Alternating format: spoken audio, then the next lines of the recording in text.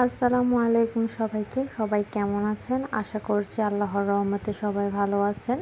আজকে চলে এসেছি আপনাদের জন্য আর একটি ভিডিও নিয়ে। আর এই ভিডিওটি থাকছে কিভাবে আপনারা পারফেক্টভাবে পুডিং তৈরি করবেন। আর এই পুডিংটা কিন্তু শুধু ডিমের নয়, আমি পাউরুটি দিয়ে এই পুডিংটি তৈরি করেছি।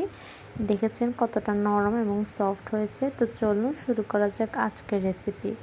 তো এর জন্য প্রথমে আমি একটি বোলের মধ্যে 2টি বল নিয়ে নিয়েছি, পাউরুটি আর কি।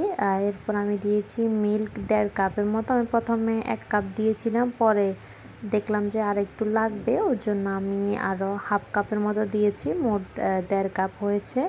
তো 1.5 কাপ দেওয়ার পর আমি ভালো করে স্প্যাচুলা দিয়ে পাউরুটিগুলো ভেঙে দিচ্ছি।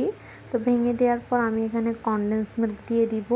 আমি এখানে কিন্তু কোনো চিনি ব্যবহার করছি না, কনডেন্স মিল্ক ব্যবহার করছি, যেহেতু আমি দুধটা কিন্তু জাল দিয়ে ব্যবহার করিনি, আমি দুধ জাল দেওয়া ছাড়াই ব্যবহার করেছি, সেজন্য কনডেন্স মিল্ক দিয়ে দিচ্ছি। কনডেন্স মিল্ক আমি 6 টেবিল চামচ দিয়ে দিচ্ছি। আপনারা আপনাদের পছন্দ মতো যতটুকু মিষ্টি খেতে চান ঠিক ততটুকুই দিবেন। তো এরপর আমি এখানে দিয়ে দিব ডিম। আমি ডিম 3টা দিচ্ছি, মাঝারি সাইজের। আপনারা দেখে নিশ্চয়ই বুঝতে পারছেন। আমি 3টে ডিম দিয়ে আবার স্প্যাচুলা দিয়ে নেড়ে ভালো করে সবগুলো উপাদান মিশিয়ে নিব। আপনারা যারা আমার চ্যানেলে বা ফেসবুক পেজে নতুন, প্লিজ আমার পেজটি ফলো দিয়ে আমার চ্যানেলটি সাবস্ক্রাইব করে দিবেন। আর আমার ভিডিও কেমন লাগে আপনারা প্লিজ কমেন্টে জানাবেন। তো এরপর আমি মেশানোর পর এটা 10 মিনিটের জন্য এক পাশে রেখে দিচ্ছি। তো এবার আমরা চলে যাব ক্যারামেল তৈরি করার জন্য। তো ক্যারামেল তৈরি করার জন্য আমি একটি ফ্রাই প্যানে 3 টেবিল চামচ চিনি দিয়ে দিয়েছি আর 2 টেবিল চামচ পানি দিয়ে দিয়েছি।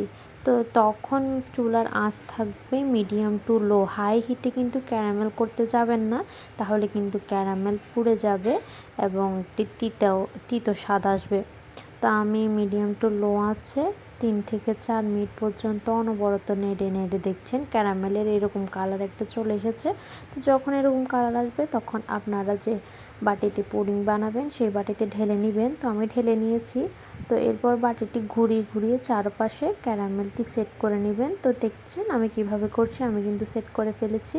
তো এরপর আমরা যে পাউরুটির মিশ্রণটি রেখেছিলাম এক পাশে, সেটাকে একটি ব্লেন্ডার জগে দিয়ে ব্লেন্ড করে স্ট্রেন করে নিয়েছি। আমি স্ট্রেনটা ভিডিও থেকে স্কিপ করেছি, তাই বলে দিলাম মুখে যাতে আপনাদের বুঝতে সুবিধা হয়। তো স্ট্রেন করার পর আমার দেখছেন কোনো লাম্পস নেই কিন্তু। তো এবার আমি যে ক্যারামেল তৈরি করেছিলাম বাটিটার মধ্যে এই মিশ্রণটি দিয়ে দিব। তো দিয়ে আমি ফয়েল পেপার দিয়ে কভার করে দিব। আপনাদের কাছে যদি ফয়েল পেপার না থাকে তাহলে কিন্তু আপনারা ঢাকনার সাহায্য করতে পারেন।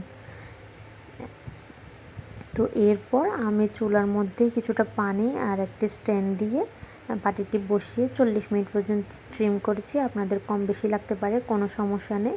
40 মিনিট পর আপনাদের একটি কাঠির সাহায্যে দেখিয়ে দিচ্ছি যে ভিতরটা কেমন হয়েছে। তো দেখছেন কাঠিটা কিন্তু খুবই পরিষ্কার এসেছে, তার মানে আমাদের ভিতরটা একদম ঠিক মতোই হয়েছে। তো এরপর আমি 2 ঘন্টার জন্য রেফ্রিজারেটরে রেখেছি যাতে ঠান্ডা হয়ে যায়। ঠান্ডা হলে কিন্তু এটি আরও ভালো করে সেট হবে।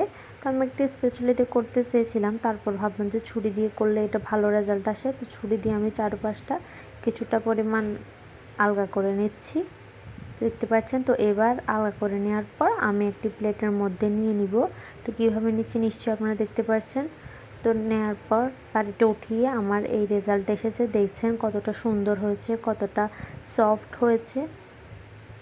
এটা দেখতে যেমন সুন্দর হয়েছে, খেতে কিন্তু তার থেকে অনেক বেশি মজা হয়েছে। আপনারা কিন্তু প্লিজ এই রেসিপিটি বাড়িতে ট্রাই করবেন আর আমাকে বলবেন যে কেমন হয়েছে। তো আজকে এই পর্যন্ত, আল্লাহ হাফিজ।